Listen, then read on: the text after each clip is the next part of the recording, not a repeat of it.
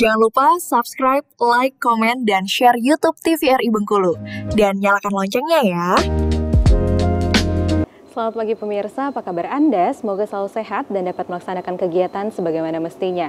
Senang sekali pemirsa kembali berjumpa dengan Anda bersama saya Syifa Nabila di Dokter Kito Besamo Kita Sehat. Pemirsa, nyeri punggung bawah merupakan hal yang paling sering dikeluhkan oleh para pekerja, tapi seringkali dianggap sepele karena tidak berbahaya. Hari ini kita akan membahas mengupas tuntas terkait nyeri punggung bawah pada pekerja. Tentunya saya sudah ditemani dengan dua narasumber kita yang sudah sangat kompeten di bidangnya.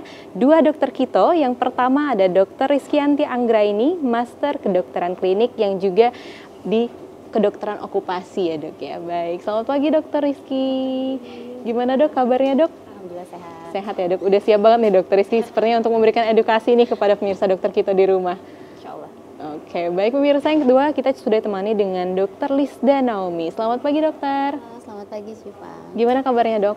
Luar biasa. Luar biasa, udah siap juga nih dok ya memberikan edukasi kepada masyarakat di rumah.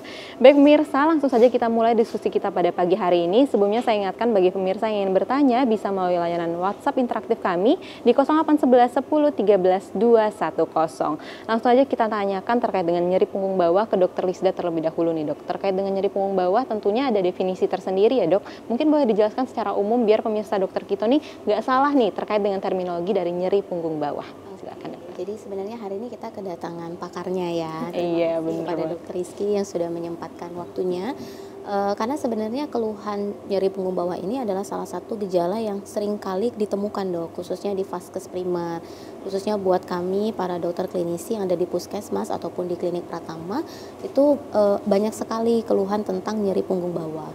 Kalau masyarakat sih mengartikannya sensasi atau perasaan tidak nyaman, perasaan nyeri yang biasanya kalau masyarakat nyebutnya nggak punggung bawah malah dok, tapi lebih ke daerah pinggang. Biasanya masyarakat, iya masyarakat tuh ngomongnya tuh keluhannya ke dokter nyeri pinggang gitu.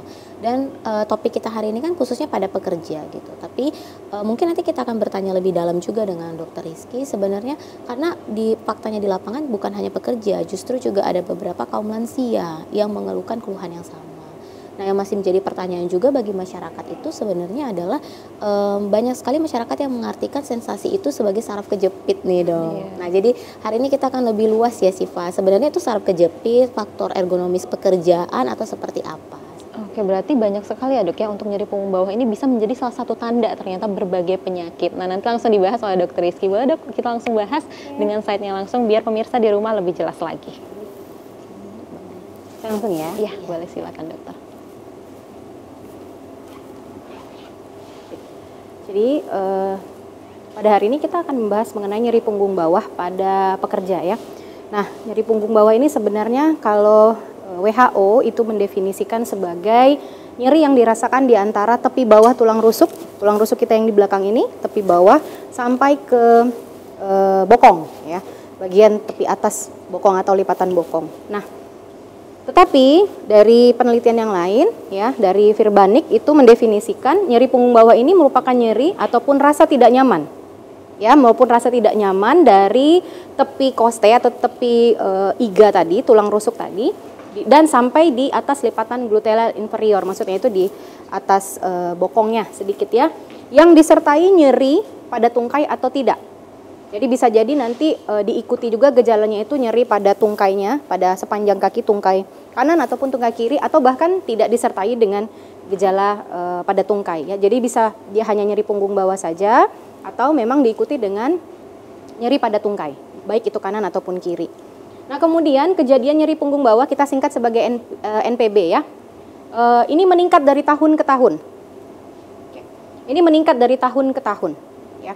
Kalau data dari WHO itu diperkirakan sekitar 619 juta manusia itu sudah mengalami nyeri punggung bawah ya, dan diperkirakan itu akan meningkat drastis, meningkat tajam itu pada tahun 2050.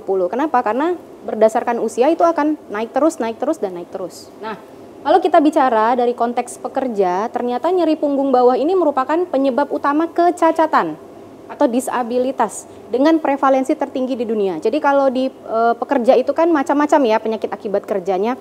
Bisa dari otot dan rangka atau muskuloskeletal, bisa dari sistem respirasi atau paru-paru, bisa dari jantung. Nah, kalau untuk kelompok otot rangka itu yang menempati top one-nya itu adalah nyeri punggung bawah keluhannya. Kemudian penyebab absensi tersering pada pekerja. Jadi kalau misalnya pekerja atau karyawan hari Senin gitu ya tidak masuk ke kantor ataupun hari-hari kerja tidak masuk ke kantor, itu biasanya karena ada keluhan di punggung bawahnya, karena nyeri, karena pegel dan lain sebagainya. Tuh. Nah, kemudian penyebabnya apa sih dari nyeri punggung bawah ini? Jadi WHO itu membagi menjadi 2 kelompok. Yang pertama itu adalah penyebab yang spesifik. Kalau spesifik itu artinya bisa kita identifikasi penyebabnya karena apa. Nanti akan saya jelaskan di slide selanjutnya. Kemudian ada juga penyebab non spesifik. Nah, yang penyebab non spesifik ini yang tidak bisa diketahui secara pasti sebabnya apa ini, itu ternyata porsinya jauh lebih besar, sekitar 90%. Ya macam-macam karena tidak bisa diketahui secara spesifik apa, jadi bisa sangat macam-macam sekali penyebabnya. Nah, kalau kita bicara tentang penyebab yang spesifik, itu artinya secara anatomis berarti itu di lokasi di punggung bawahnya itu. Apakah ada tarikan dari otot, apakah ada tarikan dari ligamen otot atau tendonnya gitu ya. Kemudian apakah ada patah pada tulang belakang kita gitu ya. Apakah ada masalah jepitan seperti yang dibilang sama dokter Lisda tadi gitu ya, ada jepitan di sela-sela tulang belakang kita gitu ya. Atau ada masalah anatomi yang lain, misalnya kalau sering kita temukan itu yang tulang belakangnya itu tidak lurus, maksudnya tidak alignment itu tidak kurang baik gitu. Ada yang agak bungkuk gitu ya, terlalu begini, atau ada yang membentuk huruf S gitu, ada kelainan tulang belakang. Kemudian ada radang sendi atau artritis. Atau penyebab yang lainnya itu adalah jangan-jangan ada tumor. Nah, ini kita sebut sebagai penyebab yang spesifik. Kenapa? Karena diketahui sebabnya apa sehingga nanti menyebabkan keluhan yang kita sebut sebagai nyeri punggung bawah. Nah, kemudian ada juga penyebab-penyebab yang sifatnya itu sementara ya, atau temporary. Begitu sudah tidak ada lagi penyebabnya, dia akan hilang. Contohnya apa? Nyeri haid atau menstrual cramps. Kalau nyeri haid itu kalau kita tanya pada teman-teman kita yang perempuan, yang cewek gitu ya, itu kadang-kadang mereka nyeri daerah perut bagian bawah tapi juga disertai dengan nyeri pinggang karena ada nyeri alih di sana. Nah, kemudian selama hamil, kalau selama hamil itu kadang-kadang punggungnya tidak nyaman. Kenapa? Karena mengikuti bentuk perut yang membuncit sehingga mau tidak mau tulang belakangnya juga akan mengikuti struktur itu. Lama-kelamaan akan tidak nyaman gitu ya. Lalu pada saat apa? Pada saat proses persalinan. Itu biasanya juga akan ada rasa nyeri. Nah, ini kita sebut sebagai penyebab-penyebab yang spesifik pada nyeri punggung bawah. Nah, sekarang faktor resiko pada pekerja untuk nyeri punggung bawah itu apa saja sih? Ada beberapa sebenarnya. Yang pertama itu jenis kelamin. Jadi ternyata pada perempuan itu resiko untuk mengalami nyeri punggung bawah jauh lebih besar dibandingkan pada laki-laki. Dan itu sudah dibuktikan dari beberapa penelitian. Ternyata jenis kelamin ini ternyata memiliki hubungan yang cukup signifikan dengan kejadian nyeri punggung bawah, gitu ya. Kemudian indeks massa tubuh. Indeks massa tubuh ini maksudnya status gizinya gitu. Apakah dia gizi kurang, apakah dia gizi berlebih, apakah dia berat badan berlebih ya, bukan gizi berlebih, berat badan berlebih. Kemudian apakah dia obesitas.